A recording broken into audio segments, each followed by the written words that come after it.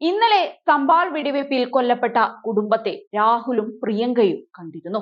ഇന്ന് രാഹുൽ രണ്ടും കൽപ്പിച്ച് ഹസ്രാസ് സന്ദർശിക്കും. കൂട്ടബലാത്സംഗത്തിനിരയായ പെൺകുട്ടിയുടെ കുടുംബത്തെ കാണും. രാഹുലിന്റെ സന്ദർശനത്തോടനുബന്ധിച്ച് ഹസ്രാസിൽ അതീവ സുരക്ഷയാണ് ഒരുക്കിയിരിക്കുന്നത്. 2020 ഹസ്രാസിൽ ബലാത്സംഗത്തിനിരയായ പെൺകുട്ടിയുടെ കുടുംബം താമസിക്കുന്ന ബൂൽഗർഹി ഗ്രാമത്തിൽ രാഹുലിന്റെ സന്ദർശനത്തോടനുബന്ധിച്ച് സുരക്ഷാ ക്രമീകരണങ്ങൾ ശക്തമാണ്. 2020 രാഹുൽ ഹസ്രാസ് പെൺകുട്ടിയുടെ കുടുംബത്തെ നേരിട്ടെത്തി കണ്ടിരുന്നു. അതേസമയം രാഹുലിന്റെ സന്ദർശനത്തിൽ പ്രതികരണവുമായി ഉപമുഖ്യമന്ത്രി ബ്രജേഷ് പഥക് രംഗത്ത് വന്നു. രാഹുൽ ഗാന്ധി നിരാശയുടെ ഇരയാണ് എന്നും ഹസ്രാസ് കേസ് CBI അന്വേഷിച്ചതൊന്നും അദ്ദേഹത്തിന് അറിയില്ല എന്നുമാണ് ബ്രജേഷ് പറഞ്ഞത്. ഇന്ന് ഉത്തർപ്രദേശ് ക്രമസമാധാനത്തിലും അടിസ്ഥാന സൗകര്യങ്ങളുടെ കാര്യത്തിലും ഒന്നാം സ്ഥാനത്തേക്ക് മുന്നേറുകയാണ് എന്നും അദ്ദേഹം അവകാശപ്പെട്ടു. കോൺഗ്രസും രാഹുലും ഉത്തർപ്രദേശിനെ അരാജകത്വത്തിന്റെ തീയിലേക്ക് വലിച്ചെറിയാൻ ആഗ്രഹിക്കുകയാണ് എന്നും അദ്ദേഹം ആരോപിച്ചു.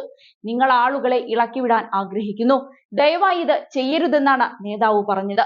2020 സെപ്റ്റംബർ 14 ഹസ്രാസിൽ 19-കാരിയായ ദളിത് യുവതിയെ ക്രൂരമായി ബലാത്സംഗം ചെയ്ത് കൊലപ്പെടുത്തിയത്.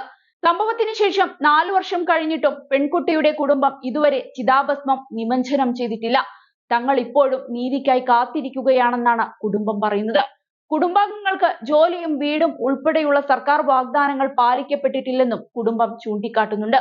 3 പ്രതികളെ വെറുതെ വിടുകയും ഒരാൾക്ക് മാത്രം ജീവപര്യന്തം തടവ് വിധിക്കുകയും ചെയ്തിരുന്നു. ഇതിൽ കുടുംബം നിരാശ പ്രകടിപ്പിച്ചിരുന്നു. കുറ്റവാളികളെ മോചിപ്പിച്ചതോടെ തങ്ങൾക്ക് നീതി നിഷേധിക്കപ്പെട്ടതായാണ് കുടുംബം പറയുന്നത്. ഏതായാലും ഇവർക്ക് നീതി കിട്ടാതെ താൻ അടങ്ങില്ലെന്നാണ് രാഹുൽ ഗാന്ധിയും ആണയിട്ട് പറയുന്നത്. സമ്പൽ വിഷയത്തിലും കടുത്ത നിലപാടാണ് രാഹുൽ സ്വീകരിച്ചത്. സമ്പൽ ഇരകളുടെ കുടുംബവുമായി കൂടിക്കാഴ്ച നടത്തിയിരുന്നു രാഹുൽ ഗാന്ധിയും പ്രിയങ്കയും. നേരത്തെ കുടുംബാംഗങ്ങളെ കാണാൻ UPയിലേക്ക് പുറപ്പെട്ട രാഹുലിനും പ്രിയങ്കയ്ക്കും സർക്കാർ പ്രവേശനം നിഷേധിച്ചിരുന്നു. ഈ സാഹചര്യത്തിലാണ് ഡൽഹിയിൽ വെച്ച് കൂടിക്കാഴ്ച നടത്തിയത്. ഡിസംബർ 4 രാഹുൽ ഗാന്ധി, പ്രിയങ്ക ഗാന്ധി, കോൺഗ്രസ് സംഘടനാ സെക്രട്ടറി KC വേണുഗോപാൽ എന്നിവർ ഉൾപ്പെടെ 30ഓളം വരുന്ന കോൺഗ്രസ് നേതാക്കൾ സംഭലിലേക്ക് തിരിച്ചത്.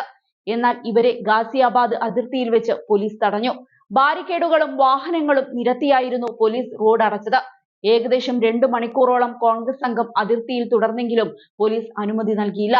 പുറത്തുനിന്ന് വരുന്നവർക്ക് സംഭലിലേക്ക് പ്രവേശിക്കാൻ അനുമതി നൽകരുതെന്ന് നേരത്തെ ജില്ലാ മജിസ്ട്രേറ്റ് രാജേന്ദ്ര പെൻസിയ പോലീസിന് നിർദ്ദേശം നൽകിയിരുന്നു. താനടക്കം 5 പേർക്കെങ്കിലും അനുമതി നൽകണമെന്ന് രാഹുൽ ആവശ്യപ്പെട്ടെങ്കിലും പോലീസ് അംഗീകരിച്ചില്ല. തുടർന്ന് സർക്കാരിനെതിരെ രാഹുൽ അതിരൂക്ഷമായി പ്രതികരിച്ചു. ഞാൻ തനിച്ചു പോകാൻ തയ്യാറാണ്, പോലീസും തനിക്കൊപ്പം വന്നാൽ പോലും പ്രശ്നമില്ല, എന്നാൽ അതൊന്നും അവർ അംഗീകരിക്കില്ല. കുറച്ച് ദിവസങ്ങൾക്ക് ശേഷം വീണ്ടും വന്നാൽ അനുമതി നൽകാമെന്നാണ് പോലീസ് പറയുന്നത്. പ്രതിപക്ഷ നേതാവിന്റെ അവകാശത്തിനെതിരാണിത്, ഭരണഘടനാ വിരുദ്ധമാണിത്. അവിടെ എന്താണ് സംഭവിച്ചതെന്നാണ് ഞങ്ങൾക്കറിയേണ്ടത്. അവിടുത്തെ ജനങ്ങളെ കാണുകയാണ് വേണ്ടത്. എന്റെ ഭരണഘടനാപരമായ ഉത്തരവാദിത്തം നിറവേറ്റാൻ പോലും സർക്കാർ അനുവദിക്കുന്നില്ല. ഇതാണ് പുതിയ ഇന്ത്യ, ഭരണഘടന ഇല്ലാതാക്കാൻ ശ്രമിക്കുന്ന ഇന്ത്യ. ഞങ്ങളുടെ പോരാട്ടം തുടരുക തന്നെ ചെയ്യുമെന്നായിരുന്നു രാഹുൽ ഗാന്ധി പറഞ്ഞത്. ജനങ്ങൾക്കൊപ്പം രാഹുൽ എപ്പോഴും ഉണ്ടാകുമെന്നതിന്റെ തെളിവാണ് ഈ സന്ദർശനങ്ങൾ.